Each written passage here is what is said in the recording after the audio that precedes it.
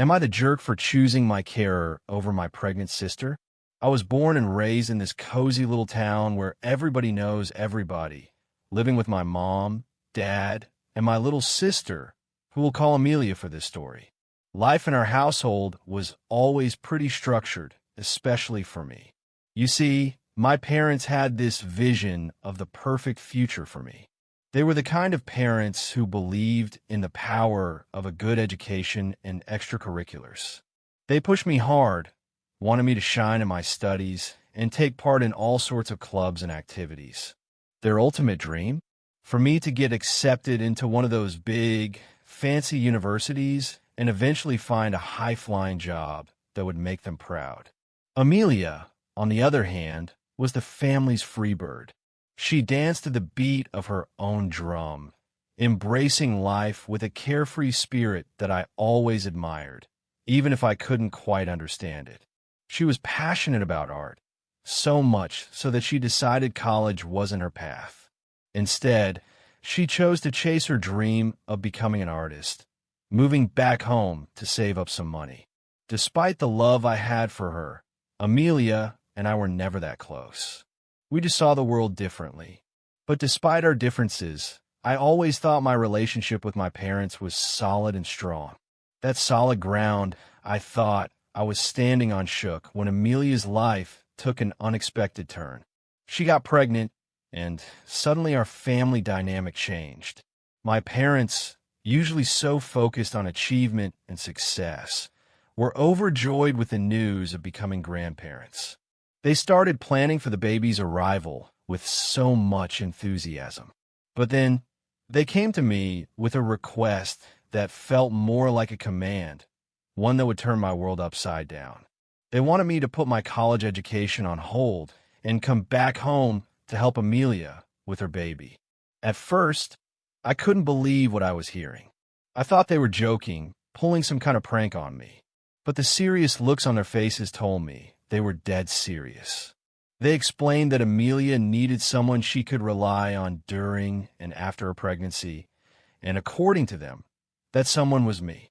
They also mentioned that money was tight, and they couldn't afford to hire help or pay for daycare.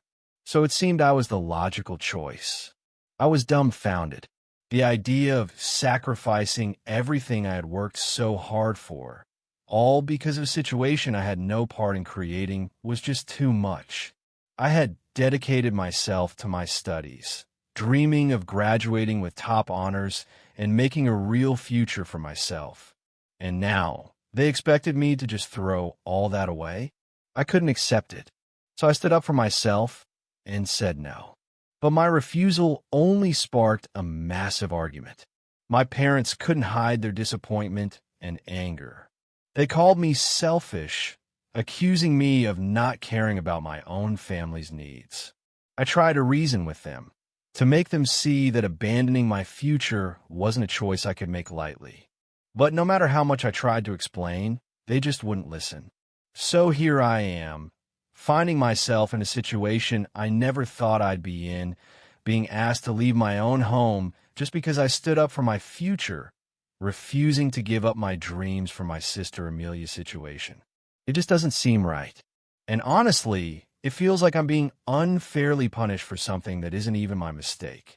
As I walked through my old bedroom, I was on the lookout for any small things I might have overlooked in the chaos of packing. I had made the trip back to my childhood home to gather all my belongings.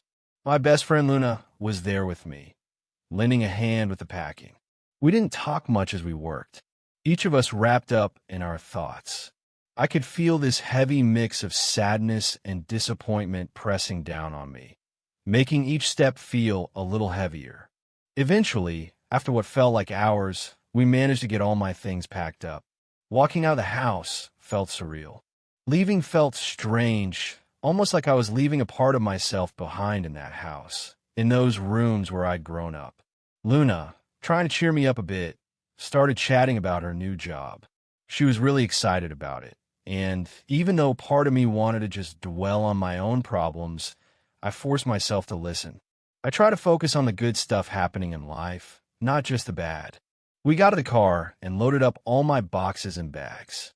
The drive back to my college dorm was pretty quiet. Luna could tell I was still processing the whole ordeal, so she didn't push me to talk. When we finally got to my dorm building, we took the elevator up to my floor. I unlocked the door to my dorm room and stepped inside, feeling this unexpected sense of relief wash over me. Sure, this room was a lot smaller than my bedroom back home, but it was mine. It was a space where I could start fresh. Luna stuck around to help me get settled in, unpacking the boxes and finding places for everything I brought with me from home. As we organized my stuff, I started to feel a bit more grounded, like maybe I could handle this after all. Luna's presence and help reminded me that even though things were tough right now, I wasn't going through it all alone. Luna was really sweet about letting me take my time to set up my room just the way I like it. Decorating has always been something I enjoy, and even in this small dorm room, I wanted to make it feel like a piece of home. After we finished organizing and decorating, we both sat down on my bed, taking a moment to look around at what we'd accomplished. The room looked pretty cozy now, a small comfort in the midst of everything else going on. Breaking the quiet that had settled between us, Luna spoke up. "I can't believe they did this to you." Her voice was soft, filled with disbelief and empathy. I felt a lump form in my throat as I nodded in agreement. "I can't either," I managed to say, the hurt clear in my voice. It's like they don't even see me as part of the family anymore. Luna, ever the optimist, tried to offer some consolation. "They'll come around eventually," she said, her tone hopeful. I wanted to believe her, I really did. "I hope so," I replied, but deep down I felt this heavy sense of doubt. The whole situation just felt so unfair. I just can't wrap my head around how they could pick my sister over me. I confessed, the words spilling out in a mix of confusion and sadness. Without hesitating, Luna reached out and gave me a tight hug. The warmth of her embrace was a small beacon of comfort. "You don't have to do what you don't want to," she reminded me, her voice firm yet gentle. "Your life is yours, not theirs." Hearing those words from Luna, I felt a spark of determination light up within me. She was absolutely right. This was my life, and it was up to me to make the choices that would shape it. I couldn't let my parents' demands dictate my path. It was time for a new beginning, a chance to build a life that reflected who I was and what I wanted to achieve. I was ready to take on this challenge, to create a future that I could look back on with pride. Luna's support was a reminder that, even in the toughest times, I wasn't alone. With friends like her by my side, I felt a little stronger, a little more capable of facing whatever came next. Update 1. It's been a whole month since I started getting used to a whole new way of living, one where I don't see my parents every day. At first, adjusting to this big change was hard, but I was managing okay. The problem was my parents wouldn't stop calling or texting me, trying to make me feel bad about my decision. They kept saying things like, "Your sister's gonna have a baby, and she really needs you. How can you just leave her? And it's really selfish to not come home and help. She's counting on you." Every message from them was like a little jab, making me second-guess myself, but deep down I knew I'd made the right choice. I couldn't just give up on everything I've been working towards, my future, my education, my career dreams, just because of a situation I didn't cause. It wasn't fair to me, and honestly, it wasn't fair to my sister either. I tried so many times to get my parents to see things from my point of view, but it was like talking to a wall. They were stuck in their ways, not willing to listen to reason. The situation got even more intense when, out of nowhere, they showed up at my dorm. They came all the way there, begging me to reconsider and come back home. It was a really tough moment, but I knew I couldn't just cave in. I had to stand strong, even if it meant standing up to my own parents. As tough as it was, staying true to my decision started to feel a bit easier as time went on. I dove into my studies, making new friends at college who were a great support system. I also managed to find another part-time job, which really helped me feel more independent.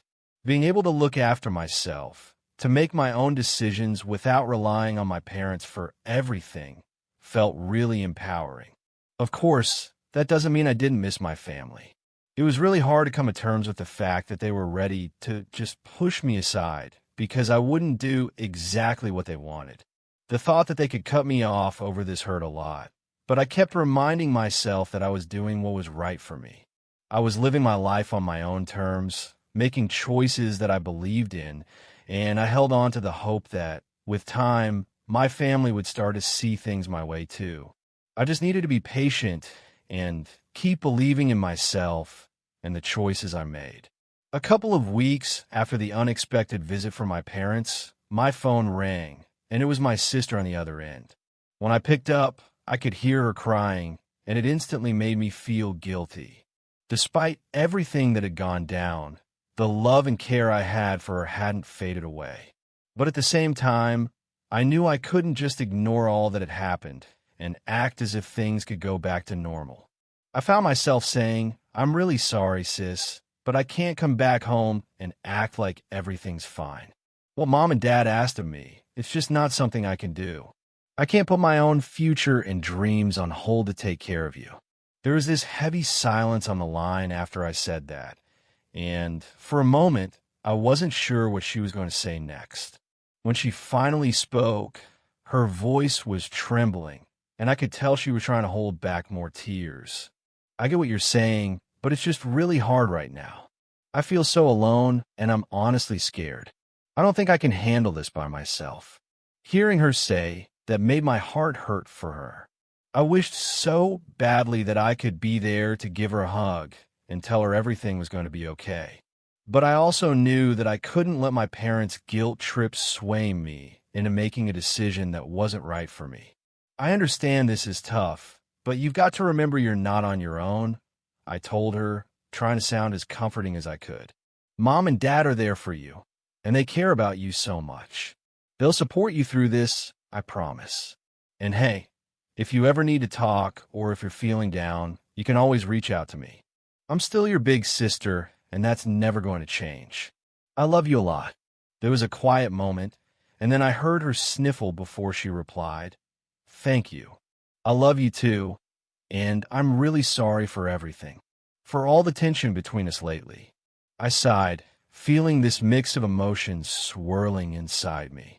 "I'm sorry too, sis. I really hope that one day you'll understand why I had to make this choice." After we hung up, I just sat there in my dorm room, lost in thought. I felt sad, guilty, and a bit unsure about everything. The future seemed so uncertain, but deep down, I knew that moving forward and sticking to my decision was the only way.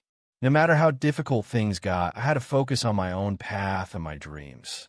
Update 2. It had been a whole 9 months, almost like a lifetime since I last heard from my parents or my sister. I had been really focused on my schoolwork and on trying to make a new start for myself, something that was just mine. But then, out of nowhere, I got a call from my parents. They told me my sister had her baby and they were calling me for help. They started with their guilt tripping again, saying things like, "You're the only one who can help us with the baby, and we can't handle this by ourselves." Hearing that made me so mad. I didn't even realize just how much anger I was holding on to until that moment. I let it all out on the phone. "How can you even have the nerve to call me after everything?" I shouted into the phone. "You kicked me out of the house because I didn't want to give up my entire future for her mistake, and now you think I should just jump in and care for her baby?" My parents tried to jump in, probably to try and explain themselves, but I was way too angry to listen to anything they had to say. I was furious. I told them straight up how selfish they were, always putting my sister before me, ignoring what I wanted or needed. I made it clear to them that they had no right to ask me for anything after the way they treated me. "I hope you're happy being grandparents because this is the last time you'll be hearing from me," I said, trying to keep my voice steady before I hung up. My hands were shaking, and I couldn't stop the tears. I threw my phone onto my bed, overwhelmed by the audacity they had to think they could still control my life after everything they put me through. It had been a whole 2 months since that really intense phone call with my parents. Then, unexpectedly, I got a call from my sister. She was crying so much when she first started talking, it was pretty hard to figure out what she was saying. But as she kept going, her message became clear. She really wanted me to come over and meet her new baby. At the beginning, I wasn't sure what to do. The idea of going back to my family's house after everything that had happened made me feel really conflicted. Despite this, my sister didn't give up. She called me again and again, pouring her heart out about how she felt lost and really needed me there, how she was having a super tough time managing on her own, and how much she missed me. After a lot of back and forth, I couldn't ignore her pleas anymore, and I agreed to visit. I made it super clear, though, that I was doing this just for her. I wasn't coming back because of our parents or for any other reason. It was all about supporting her. When I got to my parents' house, my sister was right there waiting for me. She looked pretty rough, like she hadn't had a good night's sleep in weeks. But at the same time, there was this spark of happiness in her eyes that I hadn't seen in forever. She led me straight to where the baby was sleeping in a little crib in the nursery.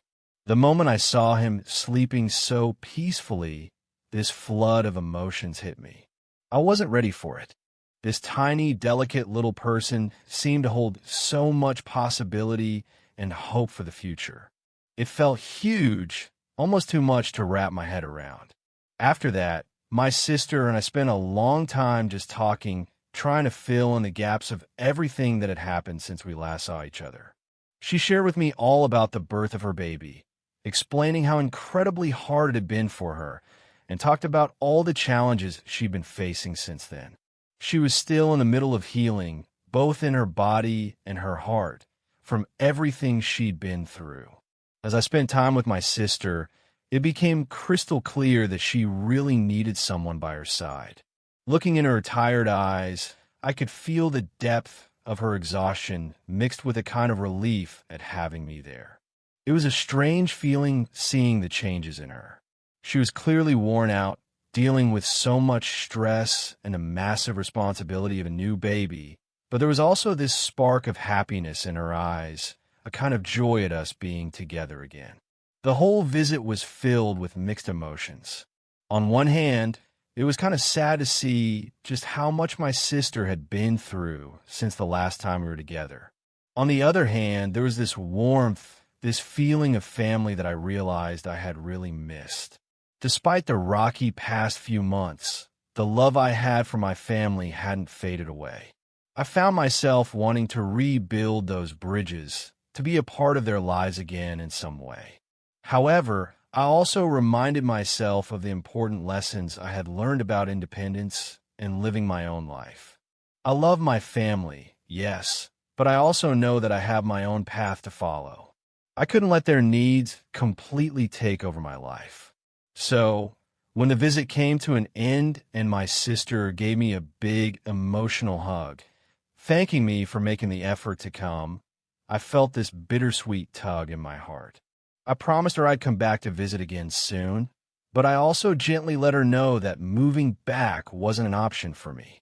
My life, with all its dreams and ambitions, was something I had to pursue on my terms. The drive back to my dorm was a roller coaster of thoughts and feelings. Seeing my sister and my new niece had filled me with happiness, but it also left me feeling sad about the whole situation with my family. I found myself wondering if there was a way for things to ever be like they used to be, if forgiveness was possible, especially toward my parents for putting me in such a tough spot. As I navigated the road back to college, I realized only time would provide the answers to these questions. Life was complicated, but it was also filled with possibilities for healing and moving forward. Update 4. After that whole big mess with my family, things started to look up for me in ways I didn't expect. I was killing it in school and even snagged this awesome internship that was pretty much a golden ticket for my future career. But, even with all these good things happening, I couldn't shake off the feeling that something was missing. Yeah, I was still feeling kind of sour about how things went down with my folks and Amelia. Out of the blue, one chilly night, my phone rings. And guess who? My dad. Hearing his voice after so long was weird. He sounded tired, but kind of hopeful, like he really wanted to make things right. He said, "We miss you," and hit me with, "We were wrong." That was a lot to take in. I mean, I was mad, but hearing that, it kind of made me stop and think. Dad shared how tough things have been back home. Amelia was finding being a mom way harder than she thought, and it kind of slapped some sense into my parents. They realized they messed up big time with how they treated me, expecting me to drop my life for Amelia. They started to get that supporting us meant letting us chase our own dreams, even if those dreams weren't what they had in mind for us. So we started talking again, real slow at first. A few calls here and they're turned into video chats, and eventually I figured maybe it was time to go back and visit. It was super awkward at the beginning, lots of tiptoeing around each other, but seeing my nephew running around laughing and playing, it kind of melted the ice. Amelia and I got to catch up properly for the first time in ages, and it felt good, real good. Then my folks did something I never saw coming. They offered to help me out with cash for grad school, saying they finally got that my education and career goals were just as legit as Amelia wanting to be an artist. It was a big step for us, and I said yes, but I made it clear things had to change. We had to respect each other's choices more.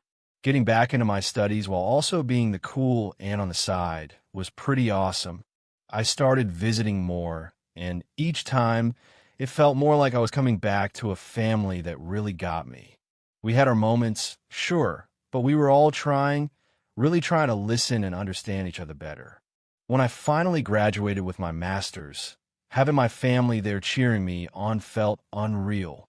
It was like all the drama and hard feelings were in the past, and we were all looking forward to what's next. It's been a crazy ride, but getting through all that mess made us stronger as a family.